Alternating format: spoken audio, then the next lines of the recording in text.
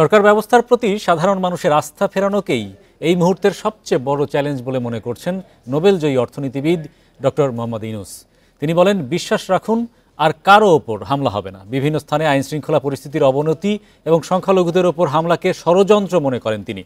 দুপুরে প্যারিস থেকে ফিরে গণমাধ্যমকে তিনি এসব কথা বলেন। তখন দুপুর 2:10 ফ্রান্সের প্যারিস থেকে ঢাকায় ফিরলেন নোবেলজয়ী অর্থনীতিবিদ ডক্টর মোহাম্মদ ইউনূস। হজরত শাহজালাল আন্তর্জাতিক বিমানবন্দরে তখন উৎসুক জনতার উপচে পড়া ভিড়।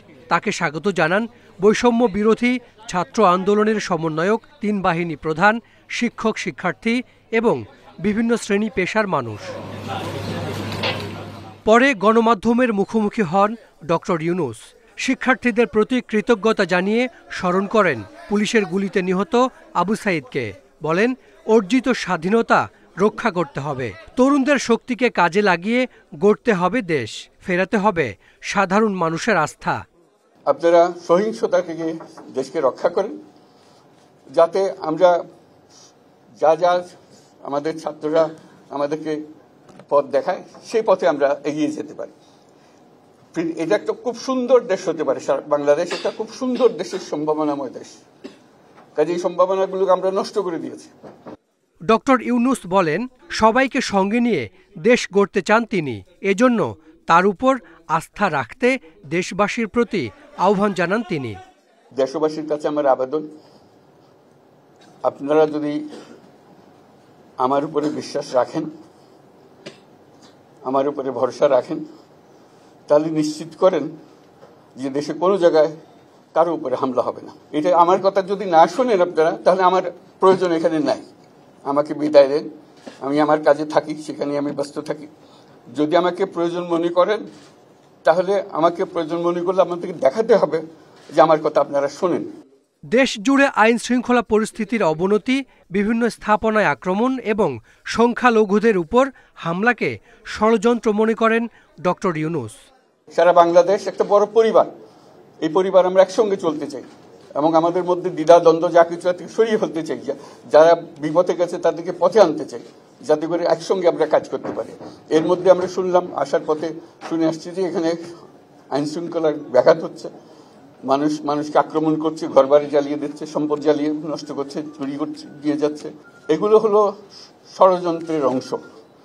এগুলো আমাদের বিষয় না, আমাদের কাজ হলো এটাকে রক্ষা করা, সবাইকে রক্ষা করা। ডক্টর মোহাম্মদ ইউনূস জানান, তারুণ্যের হাত ধরে অর্জিত স্বাধীনতা যে কোনো মূল্যে রক্ষা করতে হবে। Hasan Misbah, independent news, Dhaka. দেশে ফিরেছেন ডক্টর মোহাম্মদ ইউনূস। তার গুলশানের বাসভবনে তিনি এখন অবস্থান করছেন।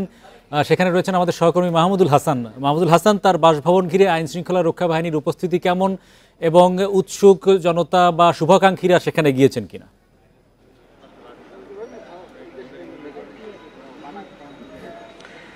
দেখেন, 2:10 থেকে 15 মিনিট অর্থাৎ এই সময় তিনি অবতরণ করেন এবং সেখানে সংক্ষিপ্ত একটি বক্তৃতা দেন।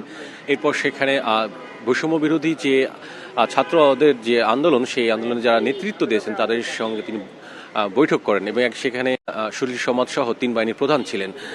এরপরেই কিন্তু সেখান থেকে বের হয়ে গুলশানে যে তার বাসভবন, সেখানে প্রবেশ করেন ঠিক 4:30টার দিকে। এরপরে তিনি এখন এখানে অবস্থান করছেন। এইটুকু হচ্ছে সর্বশেষ তথ্য। যে কথাটি বললেন নিরাপত্তার বিষয়টি, সেই নিরাপত্তার বিষয়ে যদি বলতে চাই যে খুব যে বেশি কঠোর নিরাপত্তা সেটি কিন্তু নয়, তবে যেটুকু নিরাপত্তা না নিলেই নয় সেইটুকু কিন্তু নিরাপত্তা ব্যবস্থা নেওয়া হয়েছে। অর্থাৎ তার বাসভবনের সামনে যে যান চলাচল বা গাড়ি যে আমরা চলাচল করছিল, ঠিক দুপুরে পরপরই কিন্তু সেই যান চলাচল বন্ধ হয়ে গেছে। তবে যে সাধারণ মানুষ বা জনতা যারা যেটি বলতে বোঝায়, তারা কিন্তু এখানে এখনো অবস্থান করছেন। তারা আসলে এখানে দাঁড়িয়ে আছেন সেই দুপুর থেকেই।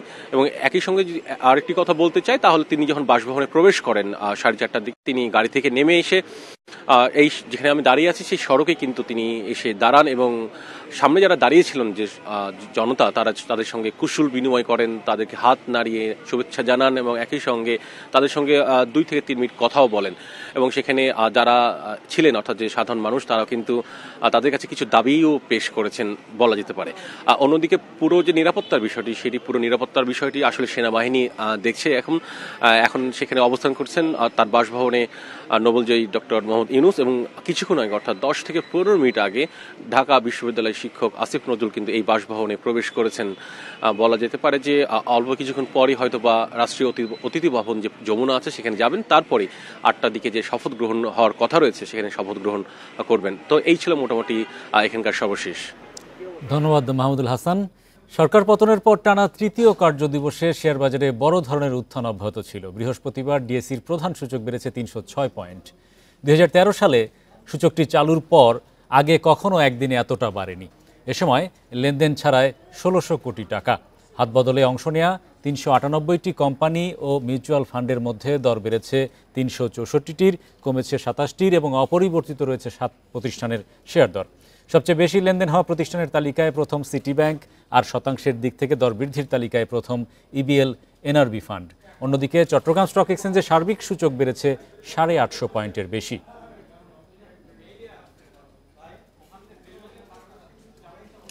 আইনশৃঙ্খলা পরিস্থিতি স্বাভাবিক না থাকায় ব্যাংকের শাখাগুলোতে নগদ টাকা স্থানান্তর করা যাচ্ছে না। তাই নিরাপত্তার স্বার্থে শুধু আজকের জন্য সর্বোচ্চ 1 লাখ টাকা পর্যন্ত তুলতে পেরেছেন গ্রাহকরা। গতরাতে বিভিন্ন ব্যাংকের ব্যবস্থাপনা পরিচালকদের এক জরুরি বার্তায় এই নির্দেশনা দিয়েছে বাংলাদেশ ব্যাংক। নির্দেশনা অনুযায়ী একজন গ্রাহক 1 লাখ টাকার বেশি নগদ টাকা তুলতে না পারলেও যে কোনো পরিমাণ অর্থ অনলাইন ও চেকের মাধ্যমে লেনদেন করা গেছে। কেন্দ্রীয় ব্যাংক জানিয়েছে, রোববার থেকে যে কোনো পরিমাণ টাকাই তোলা যাবে, থাকবে না কোনো বাধ্যবাধকতা।